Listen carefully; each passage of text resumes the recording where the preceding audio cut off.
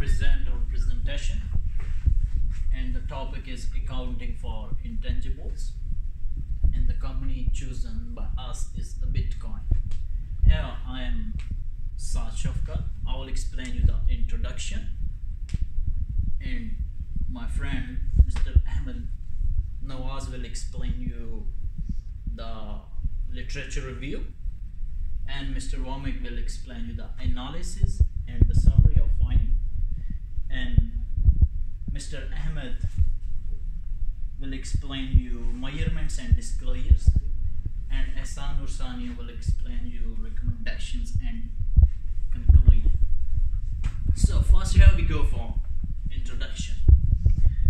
In introduction we will explain about financial accounting a bit, then we go further for a company Bitcoins and about accounting for intangibles. So first of all, financial accounting provides users with information which is useful in decision making. Secondly, financial reporting is helpful to investors and creditors in rational investments, like if there is a financial report, it helps to the investors, it gives confidence to investors to invest in the business. So thirdly, financial accounting fulfill the requirements of AASB. AASB is the Australian Accounting Standard Board. And if we will go for definition of intangible assets, intangible assets are defined as identifiable non-monetary assets without physical substance held for use in the production or supply of goods or services for rental to others or administrative purposes. These are identifiable. Secondly, controlled by enterprise.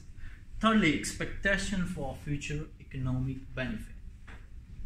So now we'll go further for company Bitcoin, which is chosen by us for this topic, because in this topic we need a company. So Bitcoin is a world decentralized cryptocurrency, which is the fastest and secure currency created. So this currency doesn't exist physically. So the virtual currency Bitcoins has received popularity because it was the first electronic currency. The further up, my friend Mr. Ahmed Nawaz will explain you the literature review and the application of this topic. Thank you. Okay, so the literature view of the accounting for intangible asset, like intangible are identified with the goodwill and agreed as excess cost a company acquire over its intangible asset. What does that mean is, like, we need to identify the intangible asset and we have to incur the cost into the intangible assets. And according to the accounting standard boards, intangibles are not spareable or identifiable. Intangible assets are distinguished into two types. First one is identifiable assets, like which includes the patents and the chains for the identifiable assets. The other ones are unidentifiable assets, which includes goodwill. And basically what goodwill means is the fame and reputation of the business. That what goodwill means. Okay, so intangibles are identified as the identifiable non-monetary foundation of economic future benefits to the entities. So intangible has been classified from managerial perspective, from financial perspective. Intangibles are further classified into 5 categories, in which structural capital, innovation capital, executive capital, goodwill and market capital are included. This is Ahmed Khalil. I am going to explain the measurement and disclosures. Measurement of the intangibles occur at cost, IAS 38.2. The numerous inconsistencies exist regarding the measurement of the intangibles under GAAP. GAAP stands for general expected accounting principles. These inconsistencies are rendered in the making of financial report comparable, inadequate, and irrelevant Ahsan 2004, the statement is that the financial statement following accounting standard facilities converging and improvement of the Gallup and the Sagan 2000 statement. Next, I'm going to explain the disclosure. Disclosure of intangibles tells useful life of the assets, amortization method for the intangibles, and reconciliation of the carrying amounts such as revaluations, improvement and retirement, etc. It also includes special disclosure required by the government grants. IAS 38 required asset to be amortizations and useful life not exceed than 20 years.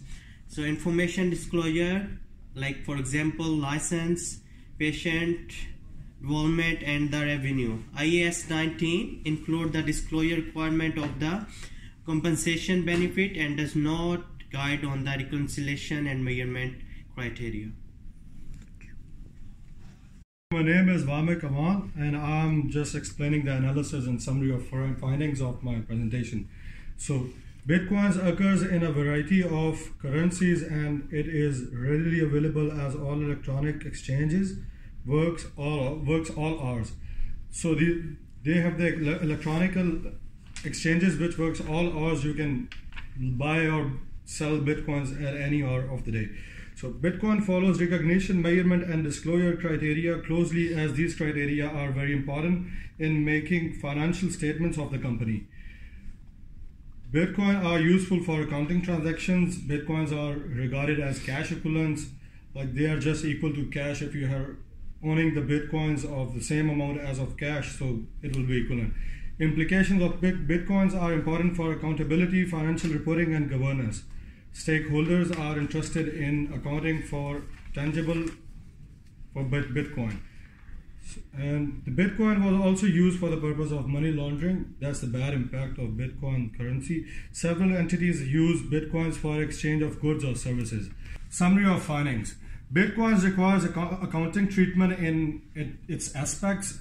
It is used in different modes of transactions by accountants. Recognition, measurement and disclosure criteria is followed in accordance with the Australian Accounting Standards Board. So in Bitcoin, peer-to-peer network is used. Peer-to-peer network is in which the computer are interrelated with all other computers, and in this thing, in peer-to-peer network, every computer can be a server. So after that, history of transactions are kept up to date in a system of blockchain. Thank you very much. 3. Hello everyone, myself Ahsan Muhammad. I'm here to present recommendation for one of my presentation, which is on accounting for intangibles. So one of the key recommendation is to improving intangible accounting is making making processes is more appropriate. It can be further applied in the management process, more flexible. So one more thing, normative recommendation provide a basis for Bitcoin accounting, and it can be further used as exploratory perspectives. Intangibles help to give long-term sustainability and growth. Investors can use intangibles for valuation model, which is very useful for them. So it can also be helpful to the portfolio managers in determining forecast, and it helps verifying frameworks of accounting reporting. Regulatory reporting of intangibles can lead the conservative reporting. It enhances the potential future performance of enterprise. So in the end, I would like to conclude my presentation. So I will add some further points in my conclusion. Bitcoin is famous for cryptocurrency and recognized as an inventory. So Bitcoins are recognized as an intangible asset because of its characteristics. It measures fair value through the profit and the loss account, which is useful for the investors. Recognition, measurement, and disclosure rules for accounting are followed by Bitcoin in determining the accounting treatment. Bitcoin follows the accounting standards for its intangible assets, and several standard rules are applied. Hence, management and reporting value is important in intangible accounting. So thank you guys for your time. You guys have a lovely day.